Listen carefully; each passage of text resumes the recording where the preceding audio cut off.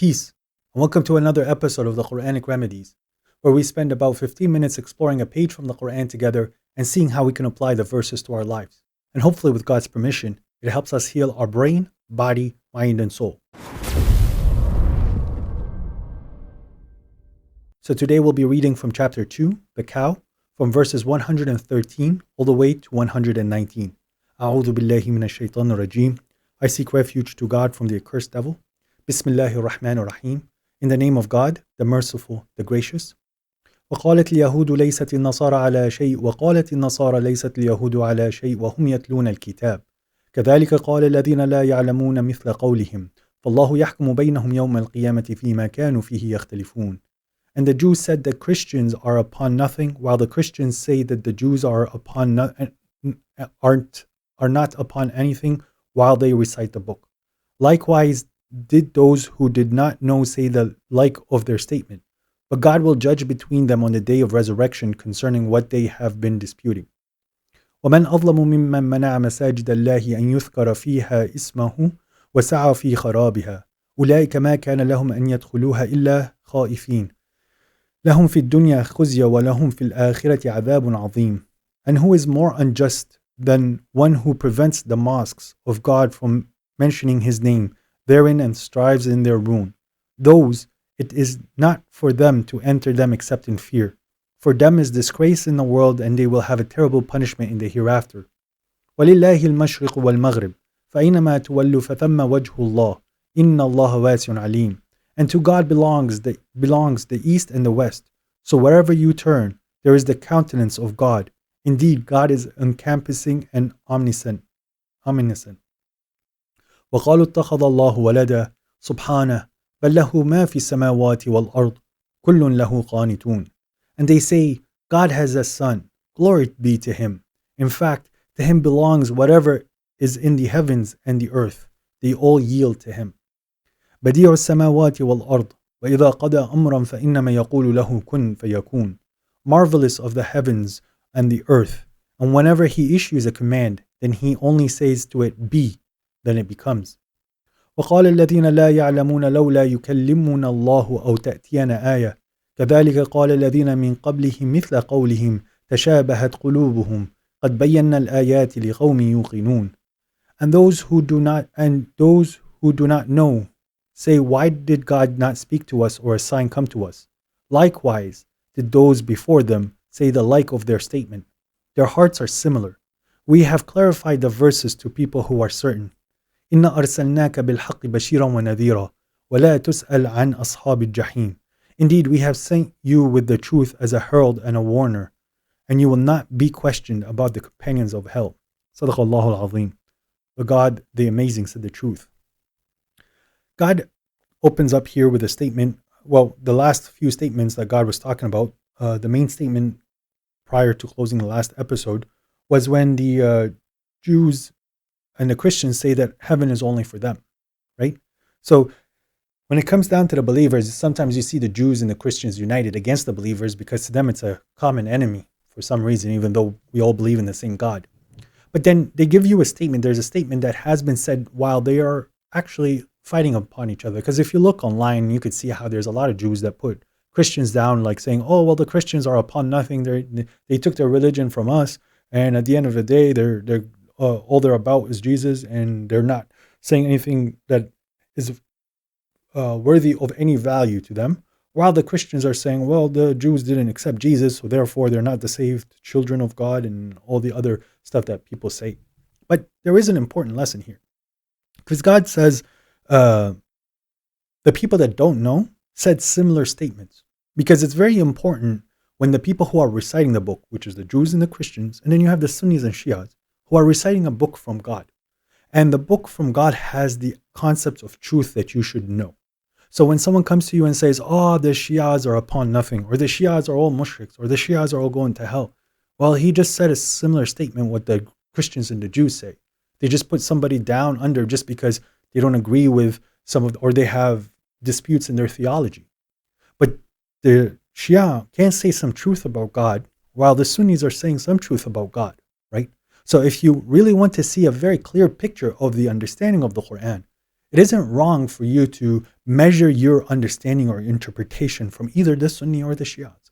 So a quick example is that it's evident that the Quran is showing that there is 3 times of prayer rather than 5. And the Sunnis are very quick to say, no, no, no, we've been told by our grandparents and our parents that it's 5 times a day. But if you explore the Quran, as I said, it's 3. But if you look into the Shia doctrine, there's some sects within Shiaism and a lot of the major groups, they still put it as 3 time periods. Maybe they don't align with the same 3 time periods that I've noticed in the Quran, but they still, the concept of 3 prayers is prevalent with the Shia. So you could see that they have some truth within the group or the sect of Shiaism, and there's some truth within the Sunnism. Of course, the Quran is all the truth that you need. But what I'm trying to say is that those groups that are fighting each other, sectarian groups, groups that have segmented themselves and went against the word of God, they still can have some truth within them. So it's not fair for anybody to sit there and say that, oh, well, all of that group is kafir, all that group is going to hell, especially when they're talking about a monotheistic deity.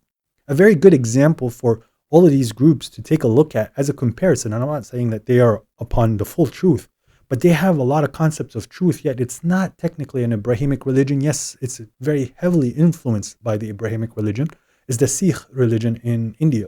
They're a monotheistic religion that adheres to a lot of truth that is found in most of the Abrahamic religions. So that's a good test for the people to see some of the things that God has expressed about in his clear book.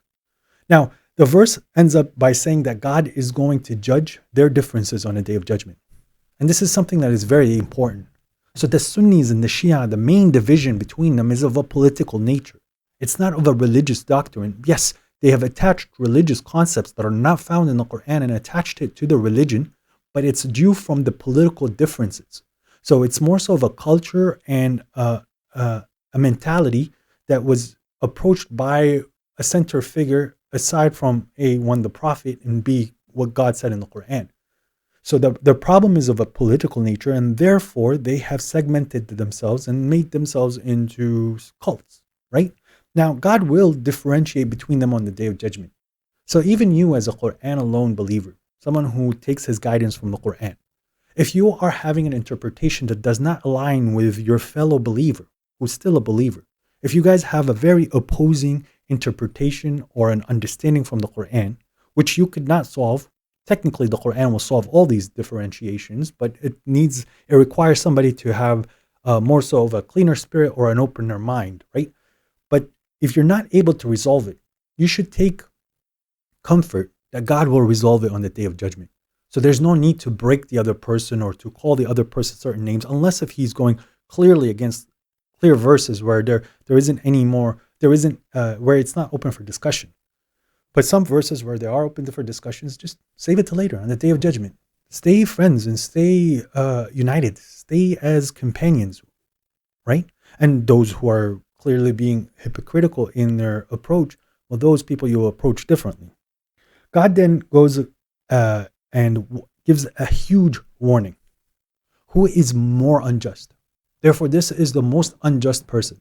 God has put him with the worst type of people, the people that have no taqwa, the people that are not aware of God, the people that are deaf, dumb, and blind, are those who destroy the temples of God. Yes, the word here is called masjid. Masjid we translate to mosque, which is actually a word that came from Arabic, and when it came into the Latin dictionary, they kind of just dropped the D at the end, like mosquet, which is masjid, and it became mosque, after the years, and people are putting their accents to it. But the word itself, masjid, comes from the word sajada, which means someone who prostrated. So you prostrate on your temple, and that's why it's called a temple, a place where you put your temple on the ground. So who is more unjust than those that are breaking the masjids, the mosques, the synagogues, the churches, the places of worship that is dedicated for a singular God? Who is more unjust than that? Because it's like me going to your house and I break your house. I'm a very oppressive person if I just go and start ruining your house for no purpose. But me and you are humans, okay? So there is a level of equality at one place, is the fact that we're both humans. But when it comes down to a house of God, a house dedicated to God and to the worship of God, and you go try to stop the mentioning of God in there, or you're blocking people from getting into that place or destroying it. And notice how in wars, that's one of the first places that's targeted. It's because it's out of a sign of disrespect to the population around it. So when you want to put someone down, for some reason, people target the religion. And again, I'm not talking about polytheistic religions, I'm talking about monotheistic religions. So that approach of destroying the mosque and banning people from saying the name of God, you are going to be humiliated. Nobody in the world who has a right sense, even if they're atheists, will look at you and be like, oh yeah, this is an upstanding person.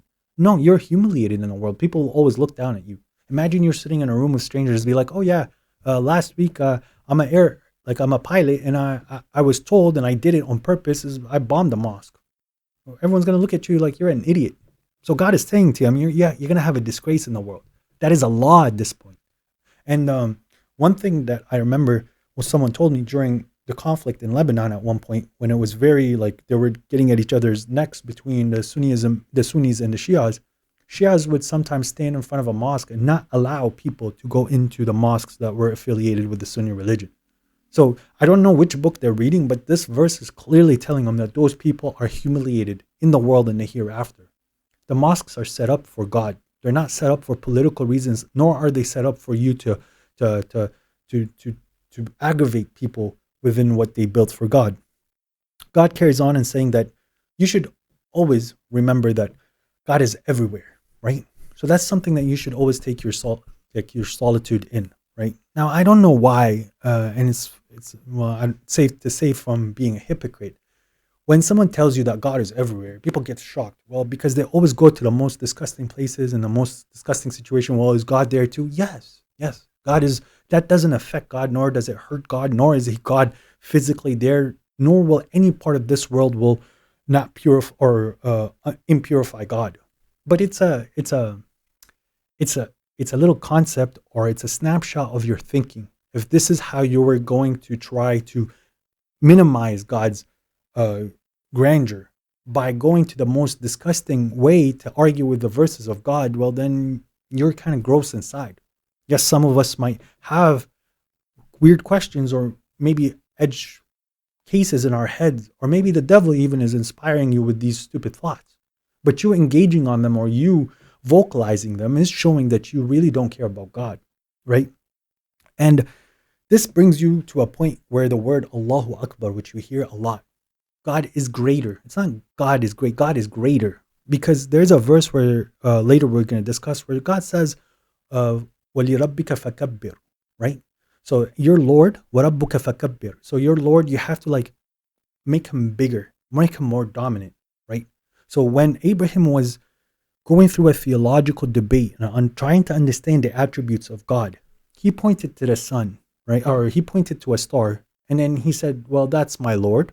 But then he realized that the moon has more power over the star in light. So he said, no, that's my Lord, because it's bigger, Akbar, right? It's more dominant, right? So, and then when it came to the sun, and in the Arabic, when he was speaking about the sun is it's a feminine word in Arabic. But yet he said Hada Akbar, because he put it as a masculine, like the word Akbar was used in a masculine form, because he's talking about the dominance rather than the actual sun itself being bigger than the moon. So what I'm trying to say is, when you are pondering about God, and this is very important, when you are pondering about God and you're thinking about attributes of God, you want to take the most dominant position that you could think of, and that's going to humble you more, because God is infinite, God is capable of all things. So let's try to come up with an image where God is the most dominant and God is even bigger than what you just thought. So God is timeless. God is in the future, he's in the present and in the past at the exact same time, knowing exactly what's happening. And he's managing it all at the same time. SubhanAllah, right? So how can you now take an entity that is encompassing everything, knows everything, and then you give it of an equal, and you name it as a son, right? And then you say that there is a relationship, as if the son is outside of the control of this being. Because for a God to be God, he has to be all dominant. So now if God has a son, therefore that son is also a God who's going to win that debate in your head. Well, if that son wins one time, that does not make the sun a god, nor will it make, and it would like destroy the idea of your God. The second that there's technically two gods and the lesser god beats the stronger God, subhanAllah, is such a mentality that it hurts to think about. Because God cannot be defeated one time, not even a single time. If God has been defeated one time, the entity that broke him would not become God, right? Because it's not timeless at that point. It was created. And at the same time, you've defeated your idea of God because God has lost. Therefore, we're complete in disarray. It's complete chaos at that point. So that's why when they're saying that God has a son, well, no, God has everything. If he has a son, what would the son have? Like, do they have a different, like parts of space? Well, then that means the space is God at that point, dictating on which entity is who. See, it's a mentality that it's very hard to accept, right? He has everything. He commands and it becomes. So if there's another deity, there's two deities. Let's say I commanded white and the other deity commanded black. What happens? Like, it's a system crash. Like, for everything, if everyone under that reality that's built between two lords, if one of them says black and the other one says white, what happens? So that's why it's very difficult for a person who thinks about theology, right, to associate a partner to God, or to give God an equal, or to try to humanize God, because you're not making God grandeur. Oh, God came as a human so that humans understand that how it feels, or how God wanted to see how it feels for. Oh, God knows that. God died 3 days for your sin. No, God doesn't die. So when I'm arguing with certain people or debating with certain people, I think they fail to understanding that concept, Allahu Akbar. It doesn't, it's not a war cry. But we're saying, whatever we're going through, God is more dominant than this. God is more bigger than this. So that's something that's always you should be pondering about. You should find out situations, and don't say lies about God, but how can I make my God, the idea of God and the attributes of God, even bigger and better? And that's how you start understanding how there's tolerance for God. So God gives because for God is amazing, and he is judging every single little action, right? But if God is going to judge you for every single action because you've committed sin, you already showed impurity, you already showed disconnection from the system that you're in, therefore it is worthy for you to be punished, right? But God then has a level of tolerance that only God has assigned. And when that tolerance is reached, it is applicable to everybody in that situation because it's a fair system. So when you start to think about these concepts with God on a very binary and a reduced version, you can really see the power of God, because God is not as the ideas in God's mind are not as reduced as ours. God knows every single nuance and detail and edge case that come in. It's extremely perfect every single time. SubhanAllah. We could talk about this for hours, but save time, we do have to move on. So there's people that say, oh, I believe in God. Well, yeah, I believe in God, right? But the entity that created you knows if you're being honest or not. So even if you think you're saying it from your heart and you're saying it from every little inch inside you, but as soon as you are presented with a little bit of doubt, you really fall into that doubt. You're not able to push that doubt away mentally, because that little doubt starts to play around with your head. Oh, well, what if God is this, or God is mean, or why is people going to hell? Anything to make God not seem as great as he is in your eyes. So God knows this about you.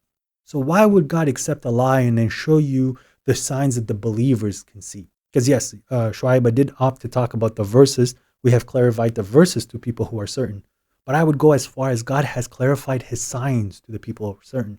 So I would be walking down the street and things that are like the chances of something happening is extremely low, that the average person thinks, oh, I'm just lucky. But in reality, no, this is a huge sign from God.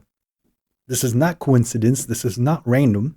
The chances of it appearing is very low, but it appeared multiple times in such a short span. God is clarifying this sign for you. So some of us just sit there and prostrate, because it's subhanAllah, God is showing you the sign.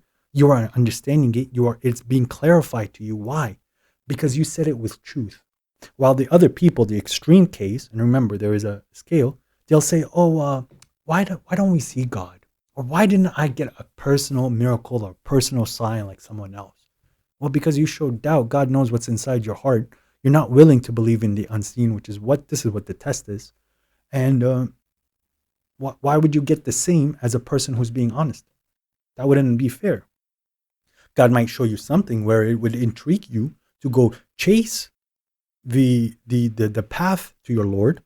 But at the same time, if you see that thing and then you go, oh wow, that's amazing, that's probably from God, and then you go, well, there might be a scientific explanation, so it's not from God, and this is just the way the world is, and I'm sure other people experienced it, then you just saw the sign and disbelieved, right? God says this here in the Quran, and this is where I would like to finish it off. إِنَّا أَرْسَلْنَاكَ بِالْحَقِّ بَشِيرًا وَنَذِيرًا وَلَا تُسْأَلْ عَنْ أَصْحَابِ الجَّحِيمِ. God is talking directly to the prophet here, right? Indeed, we have sent you with the truth as a herald and a warner, with the messenger, and you will not be questioned about the companions of the hell. One thing that I like to approach the Quran, yes, the messenger, the Prophet Muhammad was being addressed directly by Gabriel when Gabriel came down with the message from God, so God was addressing Prophet Muhammad. But now the book, when you're reading it, it's addressing you. We have sent you as a warner and a glad tiding. Yes, you're not a messenger from God in that sense, nor are you a prophet from God, but you are also a person who's bringing a warning and glad tidings to people. Those who need to be warned, warn them and disassociate. And those people that you see that they are striving, and they give them like, hey, like, you know what? I'll see you in Jannah, God willing. You know, like, I'll see you in heaven. People sometimes will take them by like, wait, what is he saying? Like, how do you know you're going to heaven? Technically, I don't, but I have faith in God that he's going to rescue me. And I don't know that person. But that glad tidings, it gives people more motivation. Like, hey, you know what? That person realized that how hard I'm working. I want to work harder. Not because of him, because like, yeah, I'm happy that he realized that I'm doing it for God. You know? So it is very important to warn the people that needs to be warned. And even if they're criminals, just give them a clear warning. You don't need to be very upfront about it, and just disassociate. If they hurt you, then the words have been fulfilled upon them. Then God will protect you, and those people are in big trouble. And as for the people that you have judged in your head that are probably going to hell, you don't need to worry about them. Even if it's your own parents, your cousins, your family, your kids, whoever it is, you can try to warn them. You can try to bring them back to the light, but you can't.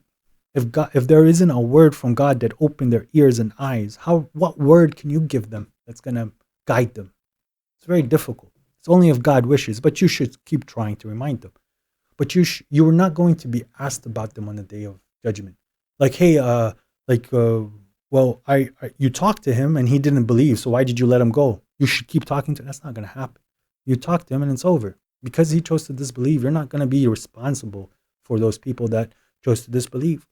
So the world is a peaceful and a happy place for those who understand it internally, right? And always in your moments of during the day, find a way to make your Lord even bigger in your mind, right? That is a form of prayer that you should constantly keep doing. That God is really hearing everything. God is really listening to everything. God has everything recorded. God is this reality that's in front of me. He's running it. He's maintaining it. This sounds that you're hearing, these videos and this audio and this, all of this things that we're discovering with science, is he's the one who's running it. And like, if God has the higher example, but let's say that this world is a computer, he is the processor, he is the hard drive, he is the monitor, he is the mouse and the keyboard, he is that entity that is running, and he's greater than that. Subhanallah. Alhamdulillahi Rabbil Alameen. All praise to God, the Lord of the worlds. Wassalamu alaikum wa rahmatullah. Peace and blessings upon you all.